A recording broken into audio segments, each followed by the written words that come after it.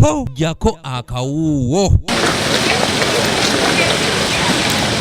Okusinziira ku lukiiko oluteesiteesi olw'omukolo ogw'okutuuza Ssaabalabirizi w'ekkanisa ya Uganda omuggya, embalirira ya bukadde 707 eyakolwa okusobola okutegeka omukolo guno, nga wabula we lutuukidde olunaku olwaleero ng'obukadde 49 bwe bukyabulayo. Omulabirizi waffe aliko Dr. Stanley Ntagali. Era naye akyali mulabirizi okutuuka nga lumu omwezi ogwokusatu. Naye yalina okuva mu nnyumba ey'obwa Ssaabalabirizi esobole okuyooyootebwa obulungi nga twetegekera omugole nga empisa yaffe ey'obuntu. Emikolo ng'egyo wabeerawo ebyetaagisa okuyooyoota. So yavaamu mu nnyumba ennaku z'omwezi 3 Desemba era ennyumba n'etukwasibwa. Okuva olwo tuli mu kulaba nti tugiyooyoota. Bw'abadde atangaaza ku nteekateeka z'emikolo we zituuse, ssentebe w'olukiiko oluteesiteesi ng'ono era ye nampala wa gavumenti Honorable Lucy Nankabirwa asoose kunnyonnyola ku mukolo ogw'okutuuza omulabirizi ow'okutaano owa Mityana Dayosisi ogwabadde ku Sande ya Ssabbiiti ewedde. Kakati ennaku z'omwezi nga 2 ku Sande ewedde, omulabirizi owokuna yawaddeyo obuyinza nga yeeyagalidde eri omulabirizi owokutaano wa Mityana Diocese Dr. Bukomeko Ssaalongo Mityana.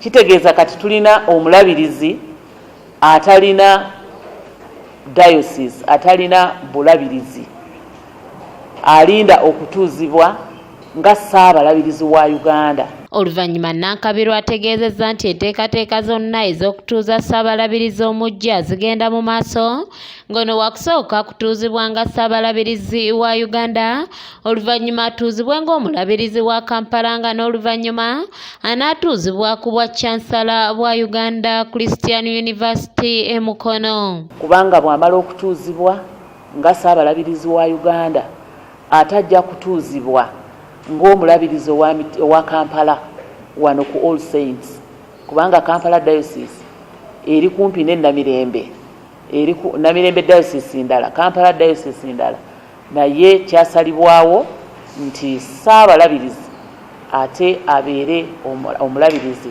wa Kampala Diocese.